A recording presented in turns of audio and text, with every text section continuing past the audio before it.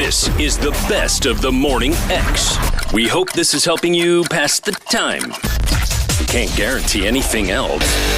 99X. All right, here we go. Once upon a time. This is when we go into the storybooks of all of the DJs here at 99X and talk about all the different things that, we come across some fun, random things that just an everyday concert goer or music lover might not come across. Today, you are the subject. Today, it's my turn to do Once Upon a Time. If you missed Leslie's last one, it's really cool. Go back to the podcast. She had a behind the music done about her by the real guy who does behind the music. What was that, a gift?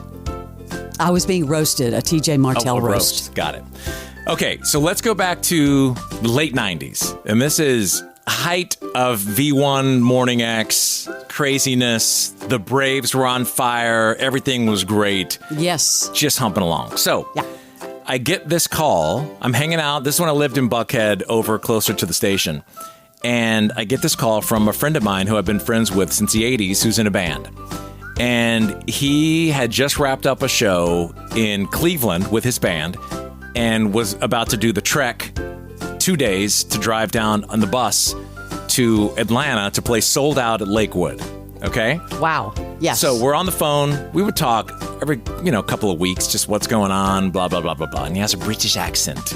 Ooh. And so I couldn't understand a lot of the things he said, which is part of the story. So he's like, yeah, this sucks. We have to drive all the way down there, whatever. I said, let me call my people at AirTran. Rest in peace. You always do nice things for people. Hey, Tad. And I called them up and said, hey, are there openings on the flight? Because AirTran flew from Cleveland to Atlanta. Mm-hmm. And they're like, yeah, of course. I said, okay, stand by. So I called them back and I said, I can get you guys on. He's like, okay, tell you what, you fly us all down, the band. We'll come. How about we do a concert in your basement? And it was their idea. Their idea. And because he knows I'm a huge fan and he knows I would love it. And so I with his British accent, I had to say, wait, say that again? So I'm going to fly you down and you're going to do a show. Can I invite anyone that I want? And he said, yeah. I mean, as much as your basement will fill. Now you're making it a party for your friends. Right. So this is coming up like in a couple of days. And so I get to work and the band is my favorite band of all time. I know you love them. The Outfield. Josie's on a fake. Yeah. So I start inviting, this Jimmy, I think came. You were out of town or something. Yeah, I was kind of bummed I was not here. You weren't there. So the way in my old basement, I had double walls built because I had a full stage set up in my basement. So I had it all. You were playing drums. Right. It's called backlining. So I had drums, amps, like the whole thing. And there was a bar down there. It felt like you were at like the Dark Horse. Like it was. So I didn't want to overjam it. So we invited about 25 people. They get their sound check, doing the whole thing. And I have some audio I'll play from a horrible camera. I mean, think about how bad. Did you end up playing drums with them? I did for like a half hour. And that's part of this. I was very drunk. I will tell you that. And I mean, that was Barnes Stoley era. That was maybe, or the Grey Goose era. So we invite everyone and they're going to start the show at 9. So everyone's like, they sound checked. And I mean, it was surreal. Think about your favorite band being in your house. And I've had other bands over the years play there that you don't know about. It is surreal. I'll save that for other stories. Save that. So they warm up. And then one of our guests, her husband, was late. And so the problem was, and all the TVs were on in my basement, and he was on the TV. It was Tom Glavine.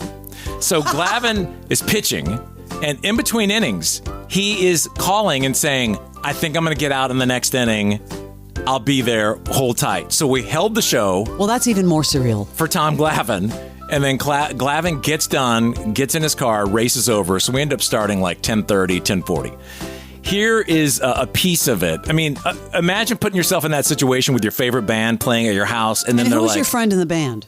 Well, John Spinks, rest in peace, who passed away, and Tony Lewis, the singer.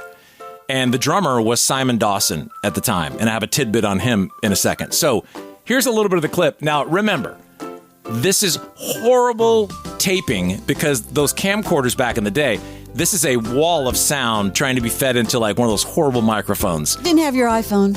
No, I mean, that would have sounded really good. So here's some pieces of it.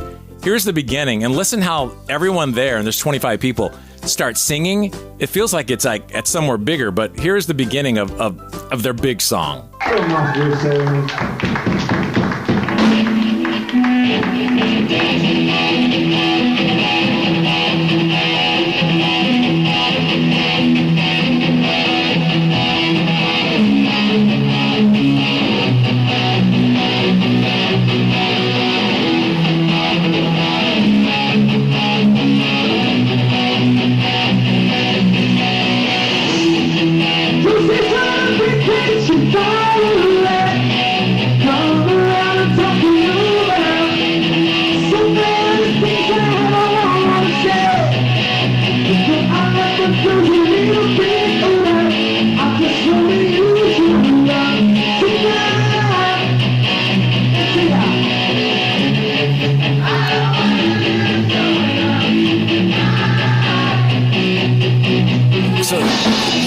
There was the intro, and it sounded amazing, but of course that doesn't because of the recording. Sound like we're at Smith's Old Bar. It was unbelievable and gave me chills. Everyone like singing on cue.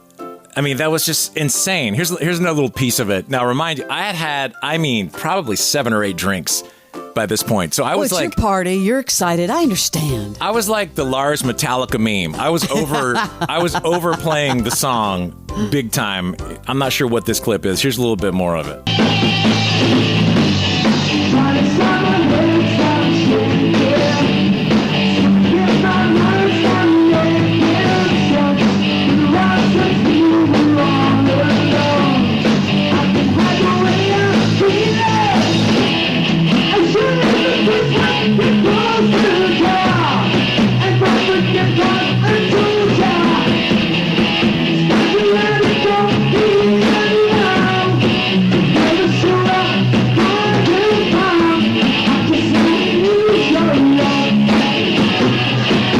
I love that the crowd's still singing.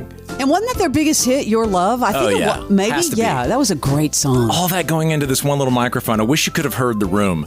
But there was no rehearsing, like literally all that. That's driven completely by vodka. How long did that go on, the concert? They played for like 2 hours. What? Yeah. I thought you were going to say, they did 5 songs and that was it. Here's the ending.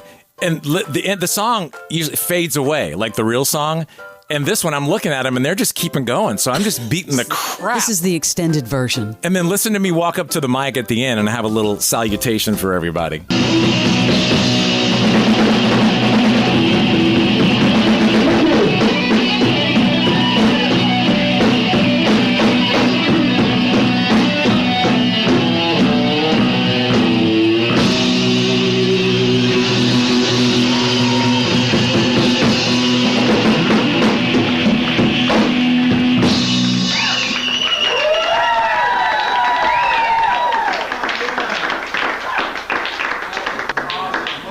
Everybody drink up. The outfield. Listen how drunk I sound.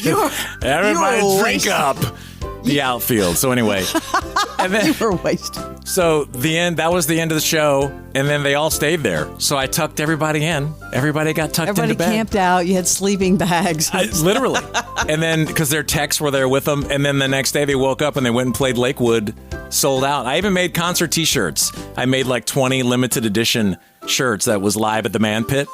That was a great band, and it's very sad about John Spink's passing and the band disbanding. Sad, and John died also recently. But here's the crazy part. The drummer, who's a buddy of mine, now announced this week, full circle, he's the new drummer for Iron Maiden. Are you kidding me? Simon Dawson. Yes. Who is it, Simon what? Simon Dawson, session drummer. Outfield to... He was other bands as well, but at that point he was in the outfield and he recorded I think 3 albums with them, and now he's with Iron Maiden. That's insane. So yes, a man for me. I mean, that's my other band. That's a great story. I mean, come on. What a moment in time. Once upon a time. Let's play the real one that wasn't recorded on a camcorder. Yeah. This is the outfield, and this is 99X. Full Send Golf, part of the Full Send podcast. All right, the Full Send Golf channel. I was like, let's go to the range. Then fell in love with it. This pod is about to be crazy. I don't even know what's going to happen. Join the party on the golf course. You guys know how much I really, really love golf. All right, Salim, we got 2 putts to break 80 here. Get it there, right? You wouldn't want it any other way, brother. These are the ones we practice. Go, go, go. Yeah! Oh, let's go. Let's go, 80s book. Yeah, even though it's from the Reds. It's just like a boy's scrap. Full Send Golf. Follow and listen on your favorite platform.